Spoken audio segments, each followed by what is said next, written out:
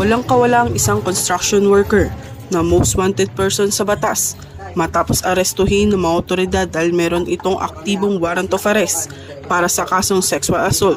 Ang suspect ay inaresto sa Barangay 73, Caloocan City.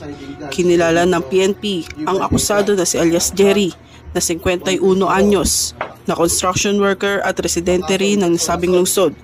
Ang nasabing individual ay inaresto ng joint manhunt operation sa pangunguna ng Intelligence Section ng Caloocan na nagresulta sa pagkakaaresto sa nabanggit na akusado sa bisa ng warrant of arrest. Ito ay inisyu ni Raimundo Guma Vallega, punong hukom ng RTC Branch 130, Caloocan City, at may nirekomendang piyansa na 200,000 pesos. Matapos ang pag-aresto, dinala ang akusado sa Caloocan City Medical Center para sa medikal na verifikasyon at pagkatapos ay sa Intelligence Section para sa dokumentasyon at dadalhin sa Custodial Facility Unit ng Caloocan City Police Station para naman sa pansamantalang pagkakakulong habang nakabinbin ang pagpapalabas ng commitment order mula sa pinanggalingang korte. Mula rito sa Northern Police District, ako po ang inyong PNN correspondent, Patrolwoman Glycelan Esperanza, alagad ng batas, tagataguyod ng Balitang Pulis.